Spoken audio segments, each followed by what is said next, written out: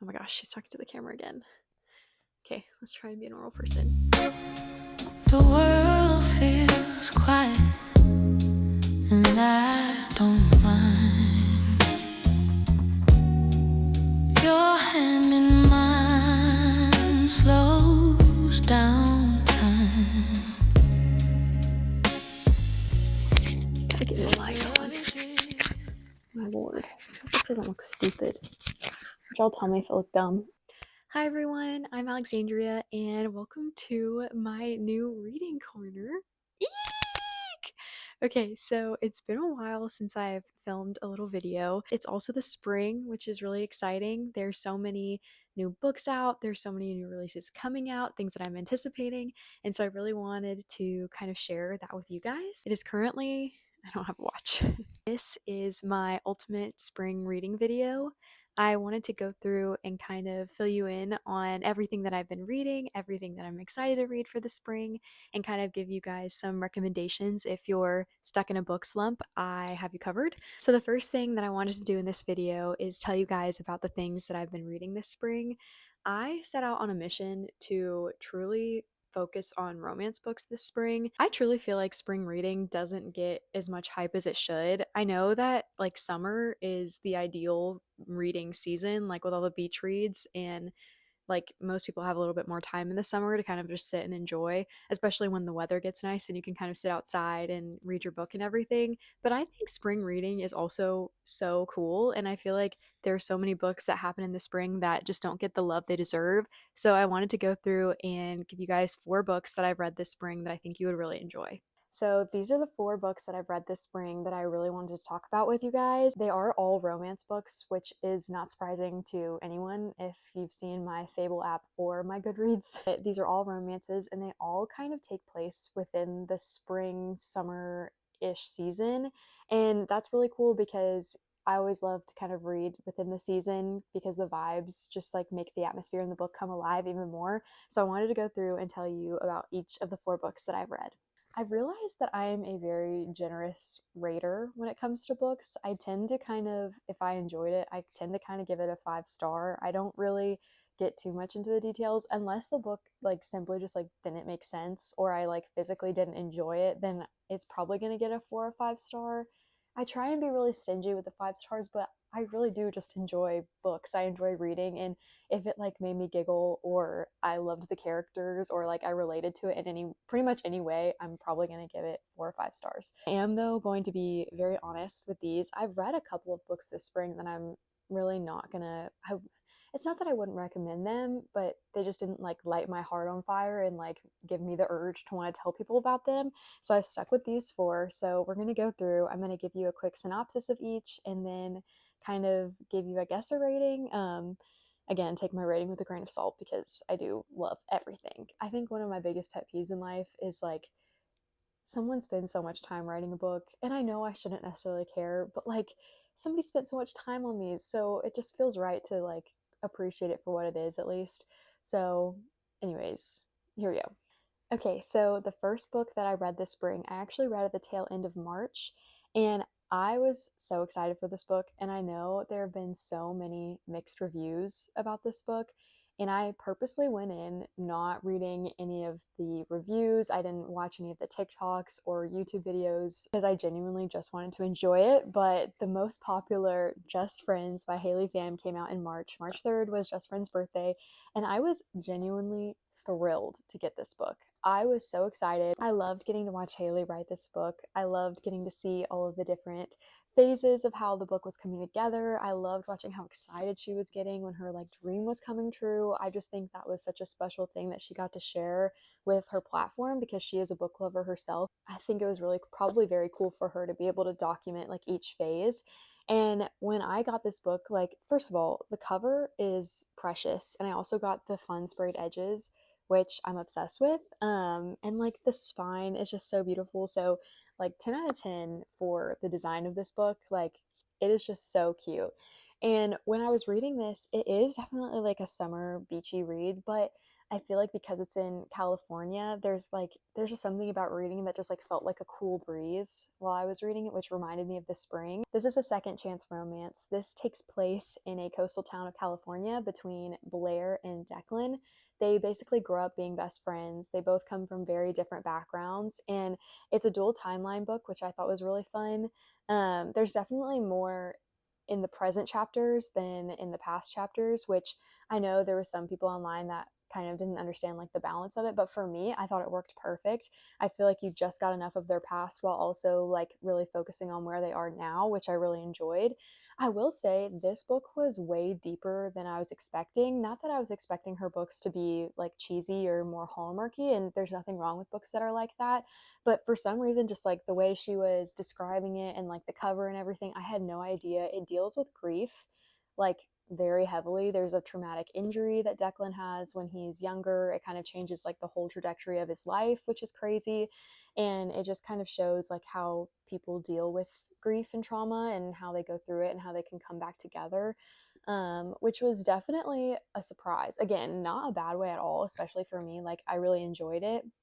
And I thought that she did a really great job kind of fully fleshing out their characters and being honest and not letting each character kind of skip over what they were going through. But she really like hammered home like grief hits people differently, people handle it differently. Overall, like, I enjoyed it. People were really upset about her word choice, which like to me nothing really stuck out. Again, I didn't read any of the reviews or watch any of the TikToks about it until I finished the book, but the language and vocabulary really didn't stick out anything weird to me. There was definitely some like $3 words, but for me, I enjoyed it. I love when I feel smarter after I read a book, so I really enjoyed that aspect of it. I think that there's also really cute humor in here, which you could kind of see like Haley's personality kind of shine through while she was writing it. There is something to be said about knowing, well, not even though I don't know her personally because I've watched her videos for so long, I do feel like I know her so well that like when I was reading it, it was just in Haley Pham's voice. Like, I was like she was the narrator, which I mean, take that how you will. I enjoyed it. I thought it was good. And apparently, she just teased that she might be writing book number two, which is crazy, and I will so be sat for. But I think for a debut book, like, this just was so impressive to me. And Haley Pham can do no wrong in my mind. So I will always support her. I'm not going to spoil it for you. You got to read it. So I gave this book a 4 stars, and I believe that with every book that Haley puts out, it's just going to keep getting better and better. But for a first debut novel, hello, incredible. And it was a New York Times bestseller. So shout out Haley. I love this book. Go give it a chance and don't let those negative TikTokers stop you from reading this book because I really, really enjoyed it. The next book I read after Just Friends was one that I had been really, really anticipating and that I had been looking forward to for a really long time. And that is And Now Back to You by B.K. Borison. This is the second book in the Heartstring series. This is set in Baltimore, Maryland, which I feel like you don't hear a lot of books being set in Baltimore. I don't know much about Baltimore, but I feel like BK really does a great job kind of weaving you into the setting, kind of making you feel like you're a native. This is a grumpy sunshine trope and kind of an enemies to, I won't say enemies because it's not like they were, no, they were pretty much enemies. So it's grumpy sunshine and like enemies to lovers trope, which I love a grumpy sunshine trope. Like, I will probably say that's one of my favorites. I love fake dating and I love grumpy sunshine, and this book does it so well. I freaking loved these characters. These characters are so relatable in so many ways, especially Delilah. Oh my lord, she is just a ball of sunshine, and the way she kind of brightens up Jackson and brightens up his life was just so precious. This book is about two meteorologists, which I think it's so cute because on the cover it says Weather Boy meets Weather Girl. Jackson works for the radio station that Aidan Valentine worked on, and if you've read First Time Caller, then you know that they both worked on the Heartstrings Network. And Delilah works for a local TV station, so she's a local weather girl, and they both, it's in the same building, so it's kind of like they're in proximity to each other.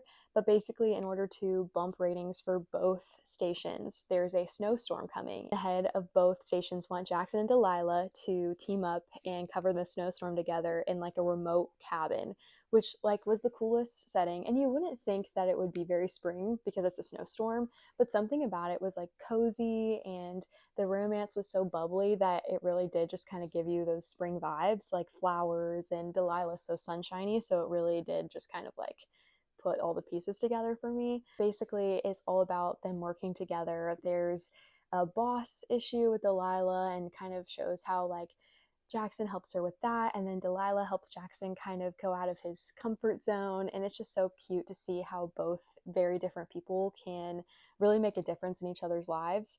And also something about these covers just like makes you want to read it. Like it is just the most beautiful cover. And I think there's a third one coming out, and I don't know who it's going to be based around. Even after reading this book, like there was no character that like stood out to me like, oh, this is what it is. I gave this a 5-star book, and I know that I do give out, like I've been saying that I give them out pretty generously, but truly this book was so good. There were so many times where I was actually laughing out loud. And there's something to be said about being able to relate to both of the main characters. This is dual POV, which I love a dual POV book, but it's done in a really, really extra special way. And I think it's this whole like concept of like weather girls and like radio host and everything. Like I feel like BK Borson just does such a good job, and it's just such a unique story. Even though it has some of those iconic and familiar romance tropes, I feel like she does a really great job of bringing new life into it and kind of giving it a different twist. And this book will keep you on your toes. There were some moments where like I don't even know what we're doing. Like I don't know where we're going to go from here. So I really enjoyed it. So I did give this 5 stars. And even though it snows, do read it in the spring because it will make you feel so sunshiny and giddy. Next book that I ended up reading this spring, and this book has been on my TBR for the longest time, and I just like couldn't put it off anymore. Like I was like, I have to read this book right now. And it is Every Summer After by Carly Fortune. This book really surprised me. It threw me off in the best way. This book takes place in a lake town in Canada, which who knew she was Canadian? I think that's so cool. I've never read like a book based in Canada before, so that was really exciting. This is a dual timeline book, and it is a friends to lovers trope. And this book like broke my heart and then put it back together in the most beautiful way. I wasn't expecting to be so moved by it because when you look at the cover, it's just like, oh, this is like a cute little beach read. It leaves you thinking about life. It leaves you thinking about the people that you know and how you grow up and just the things that you keep with you, and, you know, making sure that like you're making your younger self proud. Book follows Persephone and Sam, and they meet when Persephone's parents buy a cottage on the lake, which happens to be next door to Sam and his brother Charlie. This book goes through the summers of how Sam and Persephone grow up. It follows their friendship and then eventually how they fall in love. And then it kind of snaps you back into now when, unfortunately, Sam and Charlie's mother passes away and Persephone comes back to the town that she hasn't been in for 10 plus years. And she comes back to go to the funeral, and then her and Sam end up reconnecting, and everything just comes back from there. There's a really big secret that Persephone has been holding on for 10 years, which has caused her a lot of pain. Reasons why she just hasn't come back and hasn't, you know, been able to be friends with Sam for a long time. But it also shows a really real connection with two characters. I just love how an author can take a setting and really immerse you into it and feel like you actually are there. Like I swear there were so many times where I like stopped reading the book and I was like, am I on this lake? Feel the sunshine, and you could feel everything that Persephone was feeling. And I really, really loved it. It isn't a dual POV, which was actually really refreshing because I had been reading so many where there's two perspectives. I really feel like you know Persephone like super well, and you can kind of see why she does the certain things that she does. I will say the thing that was hard for me in this book and why it wasn't a 5 stars is there was definitely some spice in there, especially towards the end. I kind of had to skip like most of the end of the book. But things like that don't bother me. So just guard your heart, read with, you know, your convictions and things like that.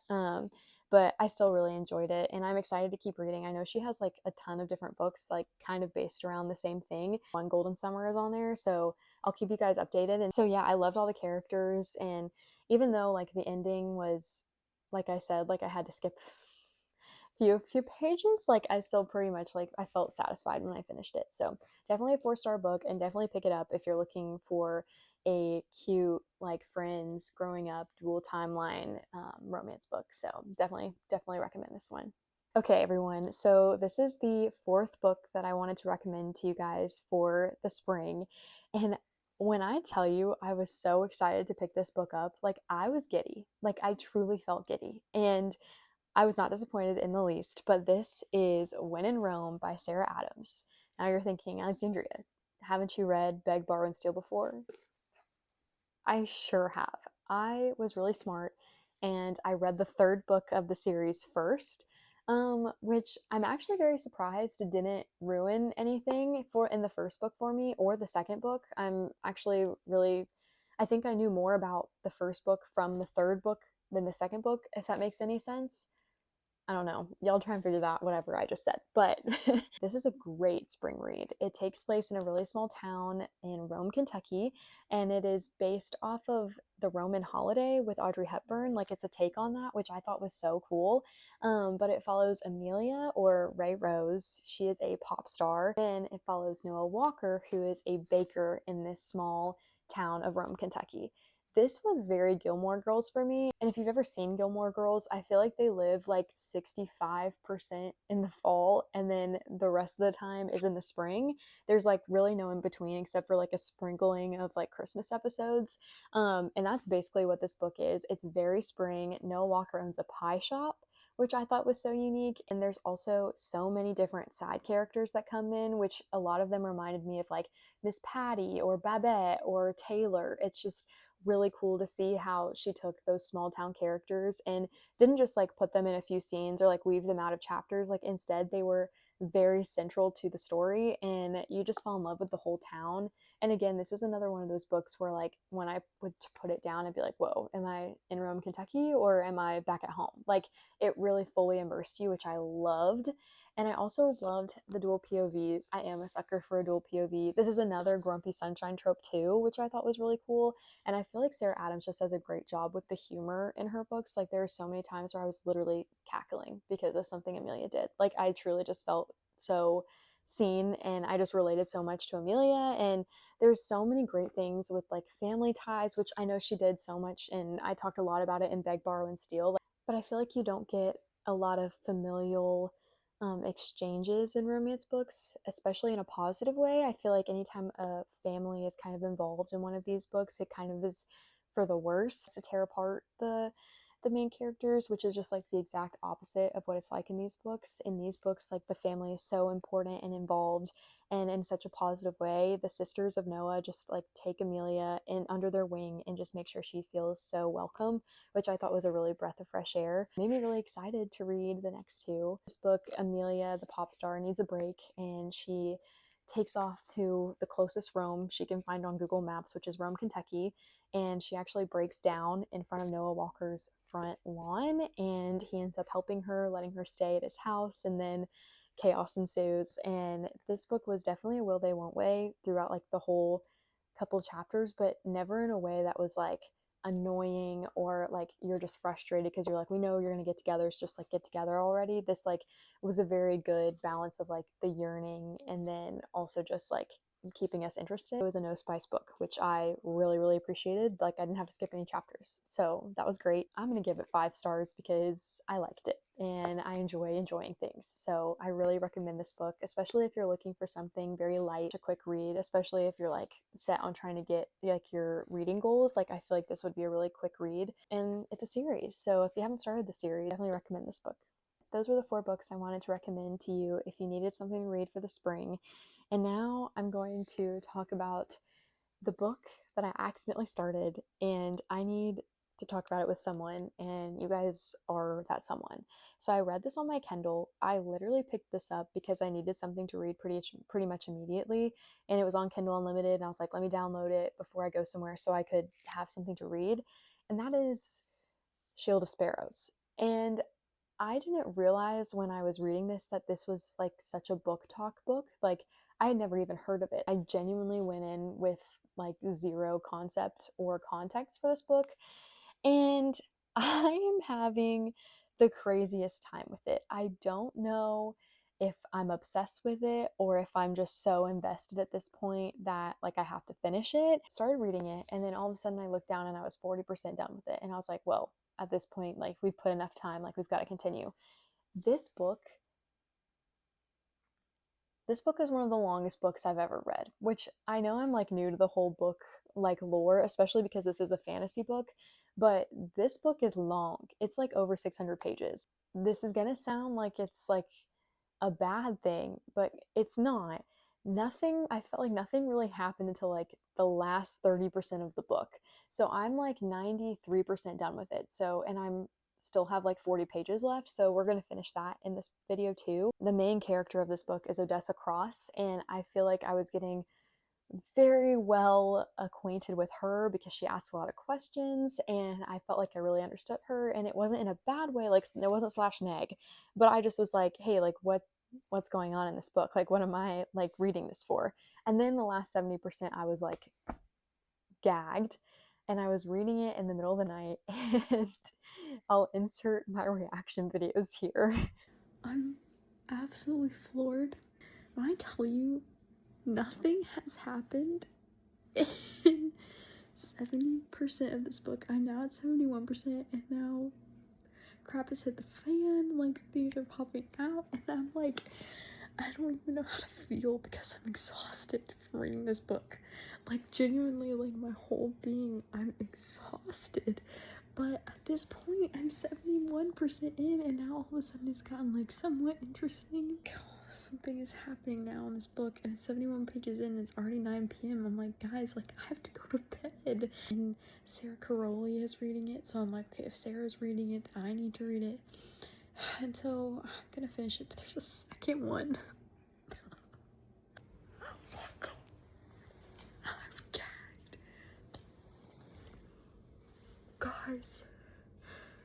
Guys, maybe this book isn't so bad after all. Oh my god. Okay, so clearly your girl was shocked, and I didn't know. I was like, oh my gosh, like this is why I've read the past 500 pages. Like it finally was like, oh my gosh, the bomb has dropped. Like I'm literally gagged. And then it hit me. So all of these questions, that just more questions just came up, like how are they going to finish that within, you know, a couple hundred pages? And then I found out there's 3 more books. And now I'm highly invested, and I just need to know other people's thoughts. And like, yes, I could go on Goodreads, and I have in some capacity, but I don't try and read because some of them are really mean, and I don't want to read these mean comments. Like I just need some book girlies to tell me, like, we just need to chat about it because I don't know.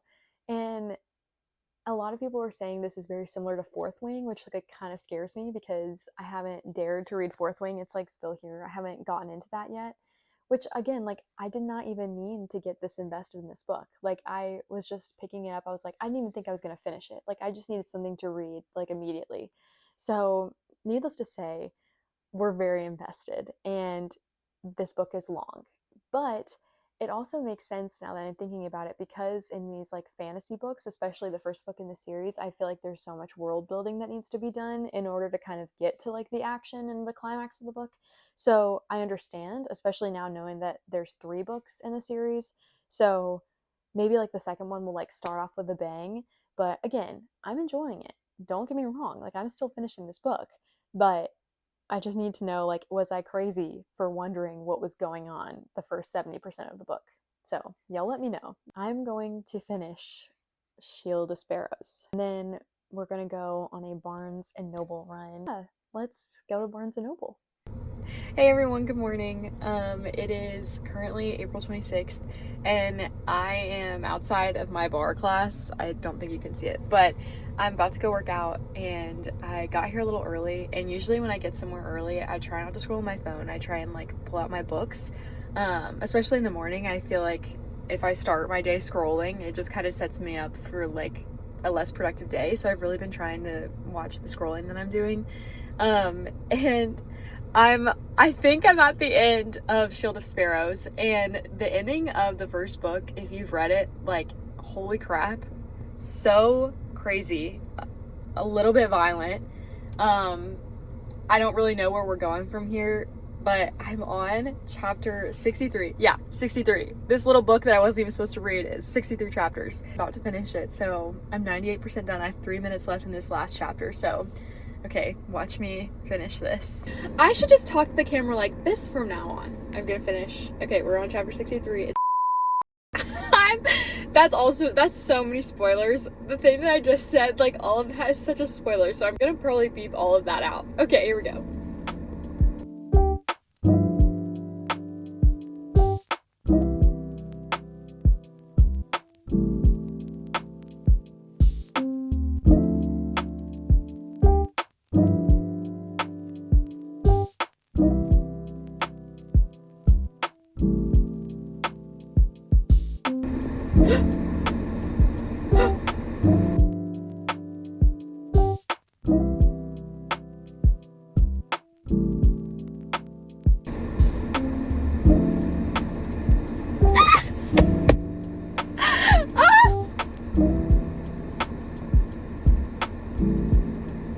Guys, what is going on? If y'all have read this, someone text me. I have to read the second book. Oh my gosh. Wow. Wow. See, when I first started this book, I was unsure. I didn't know if I liked the writing, if I'm just being completely honest. I just didn't know. But it's also been a really long time since I read a fantasy series, so I think that's why it felt slow, because in a romance book, the like main characters and the kind of main plot of the story kind of starts within like the first 2 or 3 chapters, whereas this, like, it had so much exposition to get through, which makes sense because you're building a world that like doesn't exist, so you have to like take the time to... Oh, my hair is sticking up. And also I need to take a break, but Rights of Starling is the next one in the series, so... Guys, I'm exhausted from that book. It took so much energy. Incredible. Thank you guys so much for coming and watching me read the end of that book. And I'll see you guys when we go to Barnes & Noble. I'm gonna go work out and just think about everything that I just read. So, very peaceful for this Sunday morning, but it's gonna be fine. Okay, love y'all. Keep these rough days off my mind.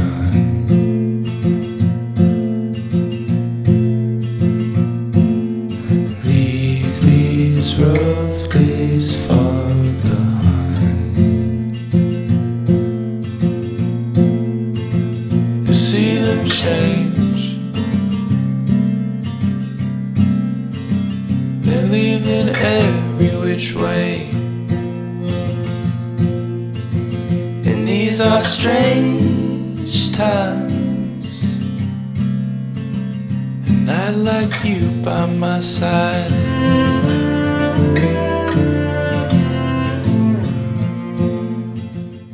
Okay, hey everyone, we're back. We have the books. It was a very successful Barnes & Noble trip, I would say.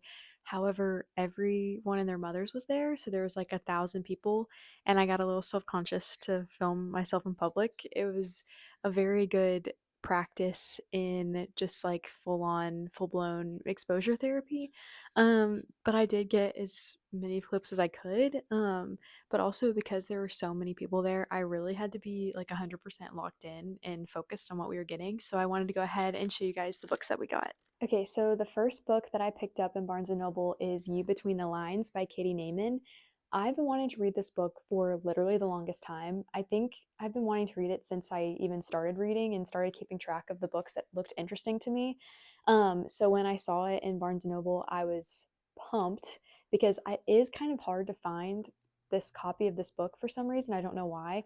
But I was thrilled when they had it with this periwinkle color and all the flowers on the side and like her in her pink dress. Like, it just screamed spring to me. So I was super, super excited to read it in April. I'm not gonna lie to you guys, I have started it already. I literally couldn't wait. I got home and immediately opened it up. It's about 2 writers who are in a prestigious MFA program. Their names are Lee and Will. They've known each other since high school, and they've kind of been not enemies, but kind of like a one-sided nemesis arc from Lee to Will, because Will's a year older and he's kind of always been this like brooding poet guy, and she's always kind of looked up to him and had a little bit of a crush on him. So it's kind of interesting to watch how their paths have reconnected. And so far I'm reading it, and I think they're not only did they know each other in high school and now they're in this grad school MFA program, but I think they ran into each other from what I'm picking up on so far. Like, they ran into each other during college at some time and like it didn't go well or something, but Lee's like not very happy with him and really wants nothing to do with him. So when he walks in the door at their like welcome barbecue from the dean of the school. She is like absolutely thrown off. So that I've really enjoyed so far in this book is there's a lot of pop culture references. Lee is a poet and she uses a lot of pop culture in her poems. So it's been really cool to kind of see this symmetry not only in Lee's poems that she's writing, but also just in Katie's writing. She uses a lot of pop culture references like Taylor Swift, Gilmore Girls, which is like my MO. So it's been really cool to read that. Back of it kind of describes it as all's fair in love and poetry when former high school classmates reignite their rivalry in a prestigious MFA program in the steamy Enemies to Lovers debut. And this is a debut. I freaking love reading debuts. I think they're so exciting. So I'll keep y'all updated on this, but I'm really excited to keep reading. I've really enjoyed it so far. But okay, let's get into the next one. So the last book that we picked up from Barnes & Noble, I was really trying to be good and I limited myself to 2 books.